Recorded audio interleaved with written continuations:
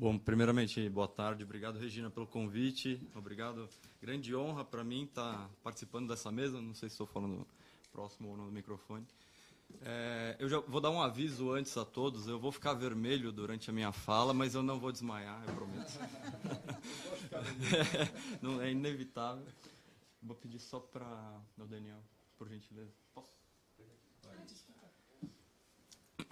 Legal, gente. Então, eu sou Leandro Pongelup, sou professor de estratégia do INSPER, né? Trabalho junto com o professor Sérgio Lazzarini e o professor Sandro Cabral na área no INSPER Matrices, né? Que é um núcleo de medição e avaliação de impacto socioambiental, criado há cerca de 2 anos, e a gente trabalha muito com esses temas de avaliação de impacto, e emergiu claramente a ideia de trabalhar também com Social Impact Bonds e verificar como nós da academia, assim como nessa mesa a gente tem vários acadêmicos, como que a gente pode contribuir nesse debate, né? Então, primeiramente, é importante, do nosso ponto de vista, contextualizar onde estão os Social Impact Bonds. Eles estão numa camada maior, como o Rafael trouxe, que ele chamou finanças do bem, né? Nós estamos chamando de investimentos de impacto, mas no final tem várias nomenclaturas, mas a gente acaba falando das mesmas coisas, né? Que são investimentos que trazem um retorno socioambiental mensurável. Então, eles podem trazer um retorno financeiro, devem, em geral eles são associados, mas muito fundamentalmente eles têm que trazer essa questão de um retorno socioambiental, e aí eu gostaria de reforçar a palavra, mensurável, né? E a gente vai entender por que é importante medir esse retorno. Então, o benefício de ser o terceiro apresentador é que os outros apresentadores já me pouparam vários slides, né? Então, o Rafael mencionou a questão do CIB lá da Inglaterra, né, o primeiro em Petersburg, onde qual que era o problema que o Estado britânico tinha ali? Ele tinha diversas penitenciárias, tinha uma taxa de reincidência, então o preso cometia um crime, entrava no sistema penitenciário, passava alguns meses lá, voltava à sociedade, não conseguia se reinserir na sociedade, reincidia, voltava ao sistema prisional, ficava lá 8, 10 anos, gerando um baita VPL negativo para o Estado.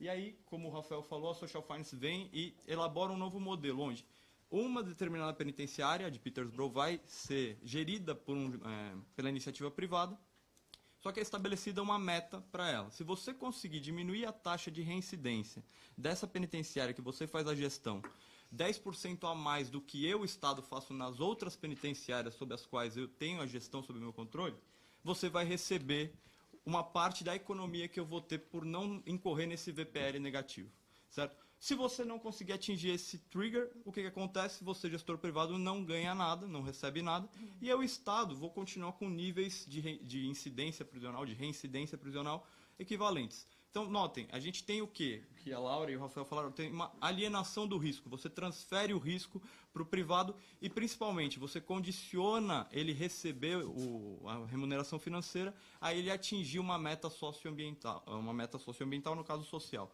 Então, esses dois elementos, para nós, são cruciais para entender o que é um CIB. Primeiro, alienação de risco. E segundo, alinhamento de interesses. Como professor de estratégia, posso dizer que isso é fundamental. A gente ter os interesses do principal alinhados com os agentes, né? E, no caso, alinhamento de interesse para ter retorno financeiro e retorno social. Então, basicamente, é um pouco isso que aconteceu. Como o Rafael falou, o CIB foi transformado em política pública e se expandiu para todo o Reino Unido. Trouxe alguns exemplos de CIBs, acho que talvez para tangibilizar um pouco a nossa conversa. Então, como também o Rafael disse, e a Laura, a gente tem nos Estados Unidos um grande montante aplicado em CIBs. No caso, tem esse programa em Utah. O que a gente tinha ali? Então, vamos entender como é que funciona o mecanismo, né? A gente tem ali um objetivo, bom, enfim, não precisa do pointer.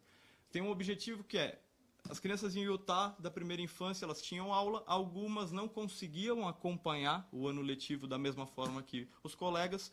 O estado de Utah tinha que despender $2.600 para fazer frente a essas crianças, ou para fazer que no ano seguinte elas fizessem um catch-up, certo? Com a turma. O que acontece? $2.600 por criança não é um valor tão irrisório. O que eu tenho aqui, então? Eu tenho a figura de um pool de investidores. Notem, isso é outra característica interessante. Eu tenho um banco, o Goldman Sachs, aplicando $4,6 milhões. Eu tenho fundações, no caso uma fundação familiar, aplicando $2,4 milhões num projeto. Eles colocam esse montante na Live United, que é uma ONG, que presta esse serviço e faz a gestão de uma série de provedores de serviço que vão atuar nesse público, nessas crianças, de modo a fazerem uma mentoria, tentarem ter horas extra com essas crianças, de modo que elas não precisem desse catch-up no ano subsequente, não precisem desse treinamento individualizado. Ao final do ano letivo, eu tenho uma avaliação independente por meio de um teste padronizado, esse Peabody Test, é aquele maçã, banana, laranja e um carro. A criança tem que ser capaz de identificar o elemento em dissonância.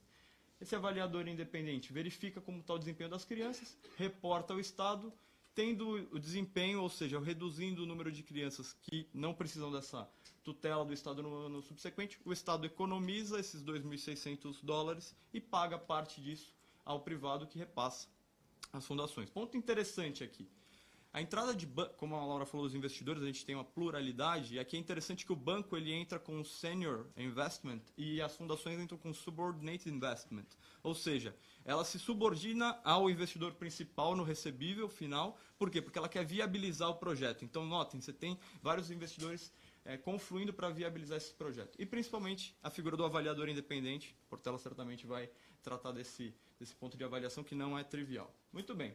Nesse programa de Utah, a gente tem alguns aprendizados. Primeiro ano de programa, foram tratadas 595 crianças, dessas 110 precisaram de apoio, de alguma forma tiveram esse apoio desses provedores de serviço, e ao final do ano letivo, apenas uma precisou realmente no ano subsequente da tutoria do Estado. Ou seja, eu tenho 109 crianças que o Estado deixou de incorrer naquele custo de $2.600. Né? Um horizonte de 5 anos de projeto, uma estimativa de 4.100 crianças, uma economia potencial de $30 milhões, certo? Projeto piloto. Contudo, nem tudo são flores aqui, o que a gente tem? Uma baita controvérsia nesse programa, por quê? Porque em função da forma de verificação do impacto, e aí esse ponto que eu, como Inspermetrics, quero trazer. Como que eles mediram o impacto aqui dessas crianças? Eles simplesmente verificaram quantas crianças precisavam ou não, quantas passavam ou não do teste. Não tinha nenhuma forma de comparação de contrafactual. E aí eu vou entrar um pouquinho por que isso é importante. E nos Estados Unidos isso gerou um buchicho imenso, no seguinte sentido, poxa, o Estado de Utah está privatizando a educação, sendo que ele, Estado, poderia fazer essa intervenção e ser eficiente, olha lá. Então, imaginem o potencial risco político que tem aqui. O Humberto certamente vai entrar na parte de gestão pública, etc. Então, é um instrumento capcioso, a gente tem que ter um pouco de atenção. Um outro exemplo, brevemente, em Israel, um CIB na área de educação, então tenho novamente investidores aportando, estruturação do modelo, provedores de serviço, aqui visando o quê? Quero diminuir potenciais futuros pacientes que venham a ter diabetes tipo 2. Então é um CIB mais profilático, ele tem uma parte também de tratamento, mas muito mais uma profilaxia. E aí, novamente, eu tenho uma variação independente. Notem, na área de saúde, eu sou um apaixonado pelo tema, mas como é bonito, né? Você tem uma métrica objetiva, que é o quê? Você vai medir a taxa de... Bom, eu não sou médico, né? Minha mãe eu até pedi uma colinha dela antes de vir para cá. Mas você vai medir as taxas de hemoglobina, etc. Eu fiquei com medo se tivesse algum diabético me corrigir. Né? Mas, enfim, você consegue ter uma métrica bem precisa. E, nesse caso, eles tinham um grupo de controle, ou seja, eles aleatorizaram a aplicação desse CIB, o tratamento, ou quem ia sofrer a intervenção, pegaram diversos outros indivíduos aleatórios para serem um grupo de controle e viram como melhorou, se melhorou ou não, e, de fato, teve uma melhora considerável. Novamente, existe o pagamento e o Estado reembolsa esse gestor privado. Então, aí a pergunta, qual que é o limite de aplicação desse modelo? Alguém tem alguma ideia? Assim? Qual o limite de aplicação? A gente viu um caso em educação, um caso em saúde. Qual que é o limite de aplicação desse tipo de modelo? A gente tem aplicado uma série de coisas. Tem até o Rhino Impact Bond. Assim, quando a gente viu isso, a gente ficou surpreso. É um CIB, na verdade, para diminuição da caça predatória aos rinocerontes na África. Então, enfim, você consegue estruturar CIBs de diversas formas, porque como você tem essa composição de fundações, bancos, você pode ter uma gama de investidores, um vai estar mais interessado na parte social, outro na parte financeira, ambiental, etc. E você consegue estruturar modelos onde você tenha essa busca por eficiência que meus colegas trabalharam já na fala deles. Então, como foi passado no vídeo, ainda a gente está fazendo a nossa lição de casa aqui para estruturar no Brasil, mas fundamentalmente o que a gente enxerga nesse modelo? Primeiro, você tem que ter métricas claras, objetivas, se possível a baixo custo. Essas métricas vão permitir eu definir um sistema de incentivos, onde eu vou ter esse alinhamento entre gestor privado, governo, sociedade. E esses incentivos alinhados vão me permitir alavancar o modelo, e aí entro na fala da Laura, vou conseguir talvez escalar esse tipo de investimento, seja ele aumentando a quantidade de CIBs ou transformando, testando para ver se existem boas políticas públicas. Né? O que está faltando aqui? Exatamente a necessidade de uma terceira parte que verifique e avalie se o que foi acordado está sendo cumprido com uma metodologia robusta. Né? É muito importante isso, a gente viu lá no caso de Utah. Então, aqui brevemente, nós no Insper Matrices fizemos um levantamento sobre Social Impact Bonds e contratos baseados em performance, né, Pay for Performance Contracts. E, enfim, existem algumas categorias. Né? A gente tem esses contratos por performance, a gente tem Social Impact Bonds onde existe o governo envolvido, existem os chamados Development Impact Bonds, que são contratos entre privados. Então, a fundação pode contratar diretamente o intermediário ou para fazer uma intervenção e ela paga ao final do dia se houver impacto comprovado. E o Environmental Impact Bond mais ligado a uma área ambiental. Né? Então, todos eles lidam com essa ideia de alienação de risco, de medição de impacto e pagamento condicionado à performance. Existem algumas formas de abordagem de impacto, eu vou falar um pouco a nossa visão sobre isso. Né? Tem algumas mais standardized, algumas mais customizadas. Nós, no Insper Matrices, trabalhamos muito com a ideia de adicionalidade. Né? Então, o que é adicionalidade? Eu costumo falar em sala de aula, quando eu dou aula sobre esse tema, os alunos olham para a minha cara, não acreditam que eu sou professor, né? Mas enfim.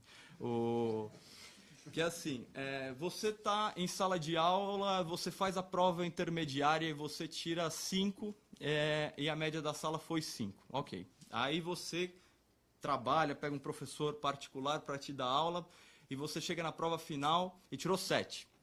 Melhorei, eu tenho um impacto positivo a aula particular do professor ou não tem? O que vocês acham? Depende dos outros. Exatamente. Por que depende da média da turma? De repente eu tirei 7 e a turma tirou 9, ou seja... O professor ficou bonzinho. Não, mas ele não pode ter ficado bonzinho com todos, menos comigo, né? A menos que seja uma questão pessoal. Mas, enfim, se todo mundo tirou 9 e eu tirei 7, provavelmente o treinamento que eu tive, ele foi uma intervenção que deduziu nota ao invés de acrescentar, né? Partindo do pressuposto que eu estudei tanto quanto os outros. Então, a gente trabalha muito com essa ideia do princípio da adicionalidade, que nada mais é do que isso, né? A gente tem uma intervenção acontecendo, um projeto acontecendo em determinado momento do tempo, e a gente compara o que aconteceria naturalmente se eu não tivesse aquela intervenção. E aí esse delta aqui a gente chama de impacto, que é what would have happened se eu não tivesse esse projeto em curso. E por que isso é interessante para o CIB?